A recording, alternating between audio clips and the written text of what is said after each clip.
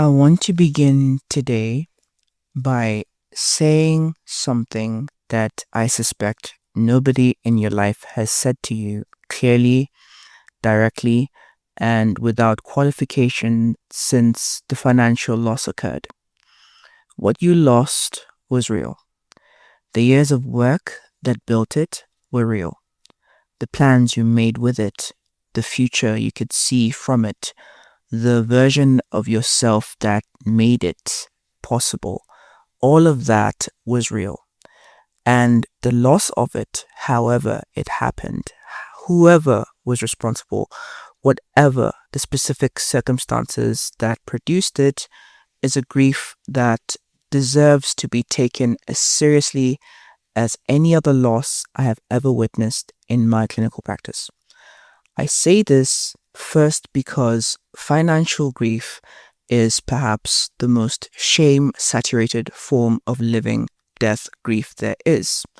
Not because the shame is justified, it almost never is, even in cases where poor decisions played a role, and it is entirely unjustified in cases where the financial loss was the consequence of someone else's deliberate deception or exploitation. But because our culture's relationship to money is so deeply entangled with our culture's narratives about worth, competence, and personal responsibility, that financial loss almost inevitably produces shame as its companion, regardless of the actual circumstances that produced it. And shame, as we have talked about through the series, is one of grief's most effective suppressors. It keeps the grief underground. It prevents the naming and the witnessing and the communal support that grief requires in order to process. And it adds a layer of self-directed suffering to an already devastating loss that is entirely unwarranted and entirely avoidable if someone is willing to name it for what it is. Welcome to the Grief Lab. I'm Sylvia Tierno, new episodes every week on Spotify and YouTube. We are continuing our series on living death grief. Today, we are going somewhere that most financial conversations do not go, and most grief conversations do not go into the specific, devastating, and profoundly under-acknowledged grief of financial loss. And we are going to treat it with the full weight of clinical and philosophical attention it deserves. Subscribe, share this, and leave a rating.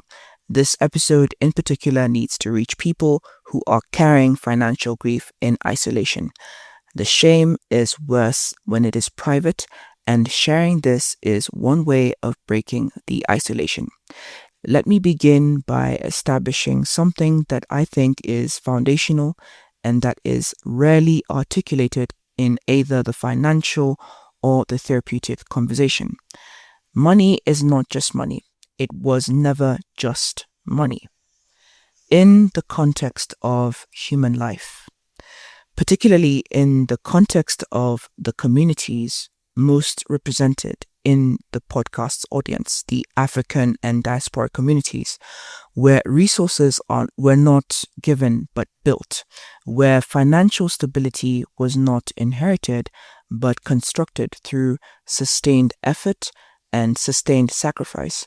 Money is the material form of time, of labor, of choices made and choices forgone, of years spent building something in the deliberate, faithful belief that the building mattered, that the investment would hold, that the future being constructed through the accumulated effort was real and would remain real. The person who loses the financial security does not simply lose an abstract monetary value, they lose the time that created it. They lose the choices that were made in service of building it, the things not bought, the risks not taken, the freedoms not pursued, because the building required a certain discipline and a certain consistent redirection of resources toward the long-term goal. They lose the future that the financial security was enabling, the retirement that was planned, the children's education that was being funded, the business that was being built toward the specific version of later life that the savings were designed to make possible. And they lose something even more foundational than all of that. They lose the sense of efficacy, the deeply embedded belief, which is one of the core components of Janoff Ballman's assumed world that we discussed in the opening episode, that effort produces result, that faithful, sustained, responsible stewardship of what you have built produces a reliable relationship between investment and outcome, that the world is a place where careful, diligent building is rewarded with the stability it aimed for.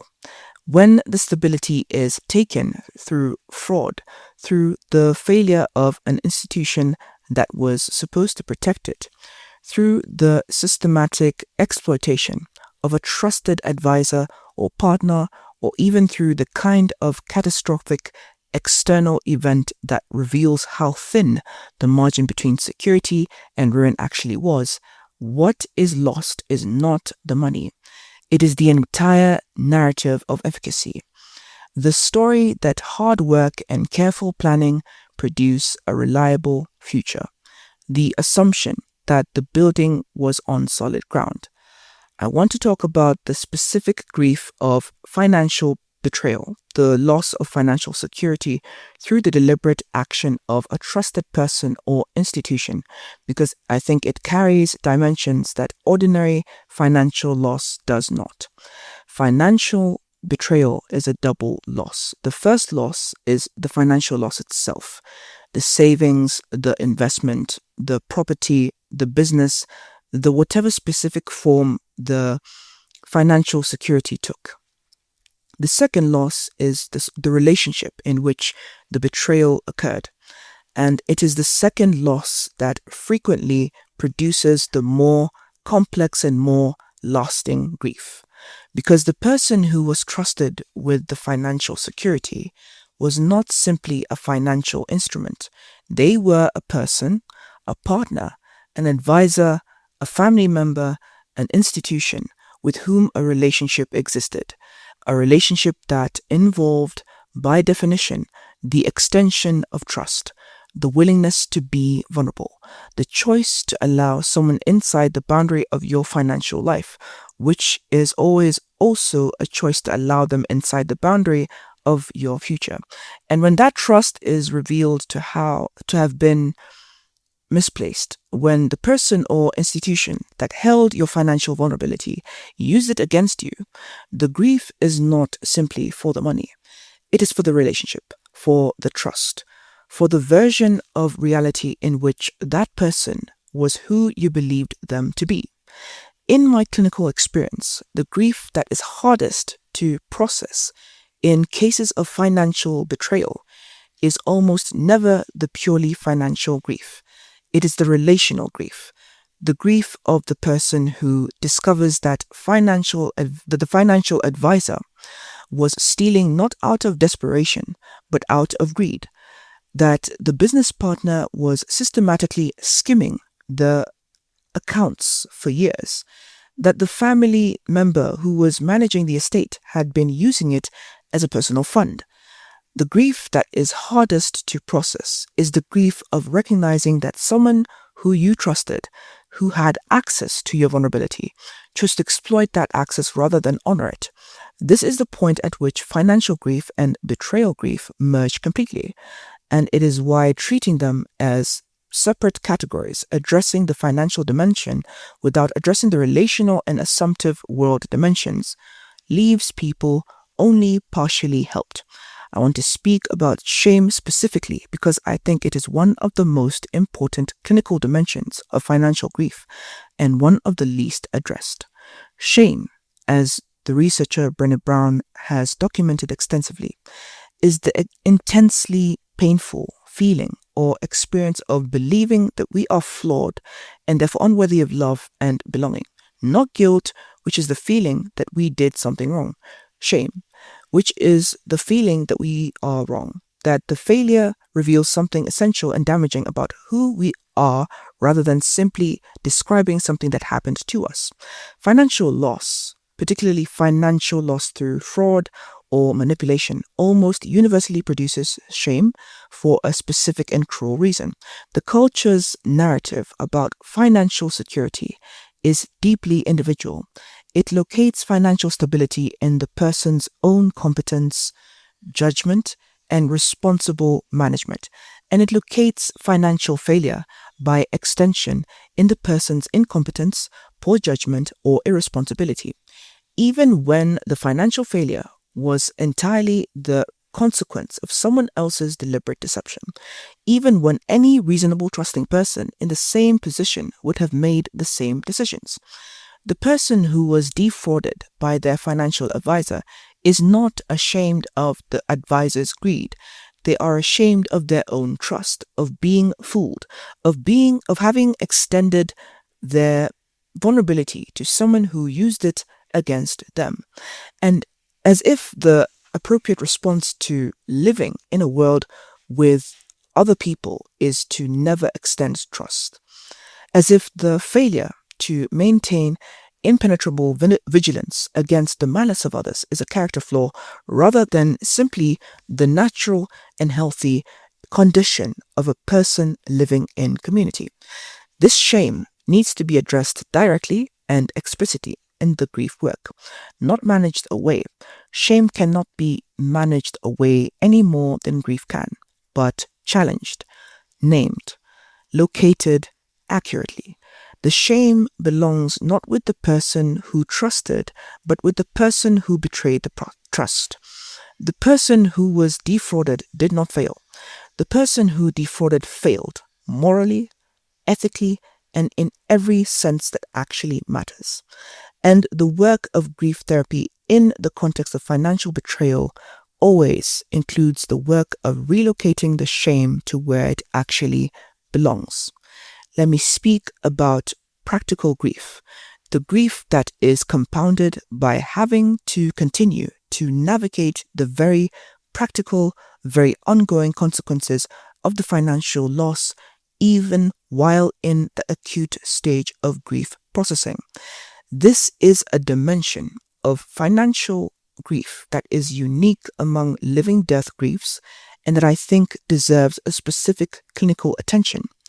The person who is grieving a death that has lost something real and devastating, but the loss in its worst practical dimensions is finite. The finances must be sorted, yes, but eventually sorted.